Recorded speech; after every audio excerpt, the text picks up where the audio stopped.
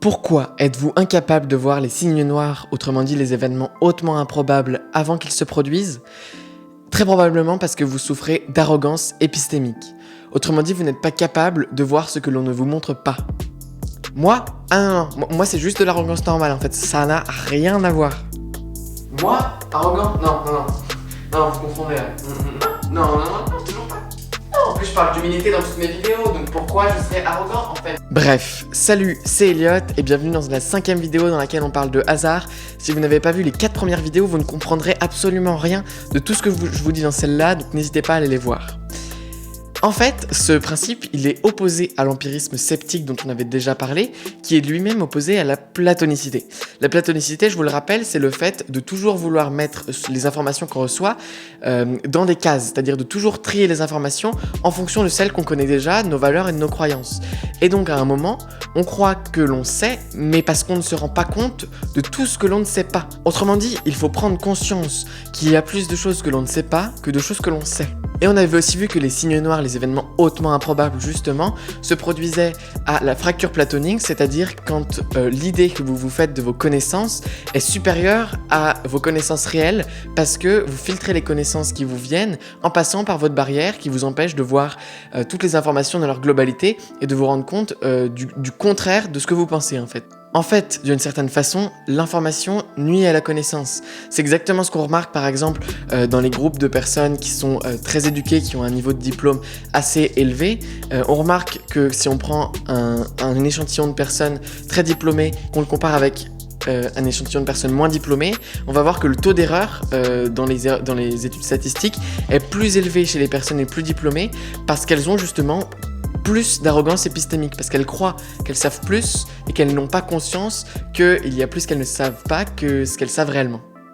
Et donc finalement, après cette série de 5 vidéos, vous devez sûrement vous poser la question, mais est-il réellement possible de prévoir quoi que ce soit ?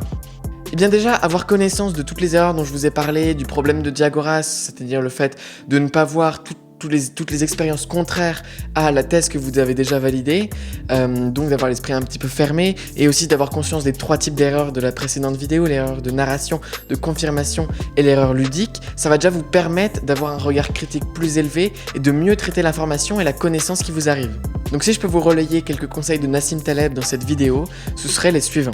Accepter l'incertitude et accepter de ne pas savoir.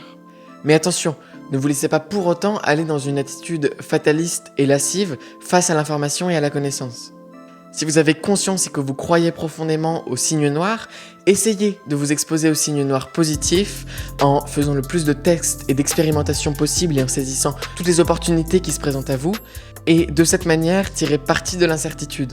Soyez prêts à toutes les éventualités, du moins toutes celles qui peuvent se justifier. Appliquez l'empirisme sceptique, dont on en avait déjà parlé, à votre vie quotidienne. La prédictibilité totale n'existe pas, alors agissez par tâtonnement, essayez de faire jouer ce qu'on appelle la sérendipité. Une découverte qui est faite par sérendipité, c'est une découverte qui va être faite de manière fortuite, complètement aléatoire. Et c'est d'ailleurs de cette manière que sont faites quasiment toutes les plus grandes découvertes scientifiques qui, aujourd'hui, ont réellement un impact sur notre monde. On ne peut pas prétendre de résoudre des problèmes immédiatement, facilement ou rationnellement. Alors pourquoi ne pas faire jouer le hasard en notre faveur et procéder par tâtonnement ? Et justement, pour favoriser la sérendipité, Nassim Taleb a 2 conseils. Maximisez les occasions et prenez conscience de la valeur des opportunités qui vous sont données. Et le deuxième, c'est rechercher les opportunités de rencontres, aller à des fêtes, participer à des discussions informelles. Elles contiennent peut-être votre chance ou votre solution. Nassim Taleb, il a eu une expérience en tant que trader, donc un conseil sur la bourse qu'il pourrait vous donner, c'est ne soyez pas prudent, placez 15% de votre argent sur des placements extrêmement risqués qui sont vraiment soumis à la puissance des signes noirs, aussi bien positifs que négatifs, et placez 85% de votre argent sur les bons du trésor, sur un PEA, sur un ETF qui va vous rapporter vraiment très peu d'intérêt accumulé, mais sur un long terme. En revanche, c'est évidemment très bien d'essayer de s'exposer aux signes noirs positifs pour en tirer parti dans votre vie, mais il faut agir avec vraiment une peur un peu paranoïaque de tous les signes noirs. Il faut essayer de les prévoir et d'avoir un scénario de secours. Voilà, c'en est enfin fini avec les vidéos sur le hasard, c'est vraiment un sujet qui m'a passionné.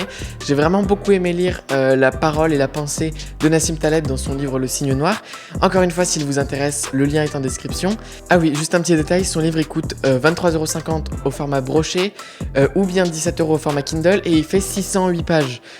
Donc c'est assez énorme, je dois avouer, et si vous le lisez, essayez de le lire un peu en diagonale, c'est-à-dire que dès qu'il cite une histoire dont vous sentez que vous n'avez pas besoin, n'hésitez pas à le sauter, vous ne perdrez pas le fil de sa pensée. Voilà, c'est un petit conseil que je peux vous donner.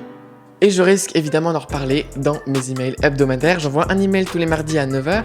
Pour vous inscrire, c'est le premier lien en description. C'est totalement gratuit et vous aurez en même temps l'accès à un groupe WhatsApp privé avec d'autres passionnés comme vous de développement personnel, de bonheur et d'alignement.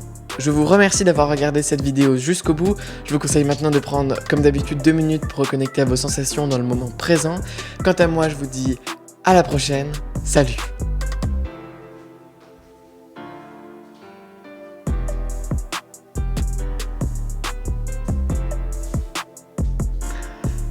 Putain, c'est fini, enfin!